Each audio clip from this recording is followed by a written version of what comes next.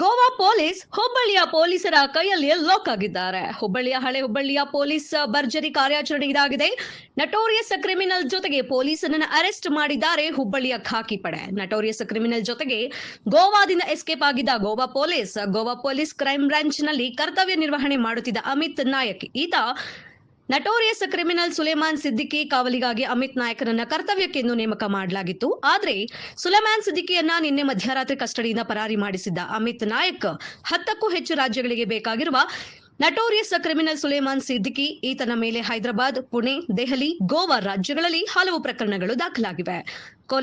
ಕೊಲೆ ಯತ್ನ, ಬೆದರಿಕೆ, ವಂಚನೆ ಪ್ರಕರಣಗಳಲ್ಲಿ ಭಾಗಿಯಾಗಿರುವ ಸುಲೇಮಾನ್ ಸಿದ್ದಿಕಿ ಭೂಮಾಫಿಯಾ ದಂಧೆಯಲ್ಲೂ ಕೂಡ ಸಾರ್ವಜನಿಕರನ್ನ ಹೆದರಿಸುವುದು, ಅವರಿಂದ ದುಡ್ಡು ಕೀಳುವುದು, ದರೋಡೆ ಮಾಡುವುದು, ಮರ್ಡರ್ ಪ್ರಕರಣಗಳಲ್ಲಿ ಭಾಗಿಯಾಗಿದ್ದು ಇಂತಹ ನಟೋರಿಯಸ್ ಕ್ರಿಮಿನಲ್ ಜೊತೆಗೆ ಪೊಲೀಸ್ ಠಾಣೆಯಿಂದ ಎಸ್ಕೇಪ್ ಆಗಿದ್ದ ಅಮಿತ್ ನಾಯ್ಕ್ ಕೂಡ ಗೋವಾದಿಂದ ತಲೆಮರೆಸಿಕೊಳ್ಳಲು ಹುಬ್ಬಳ್ಳಿಗೆ ಆಗಮಿಸಿದ ನಟೋರಿಯಸ್ ಹಾಗೂ ಪೊಲೀಸ್ನನ್ನು ಇದೀಗ ಇಬ್ಬರನ್ನು ಬಂಧಿಸಿರುವ ಹಳೆ ಹುಬ್ಬಳ್ಳಿಯ ಪೊಲೀಸ್ ಖಾಕಿ ಪಡೆ.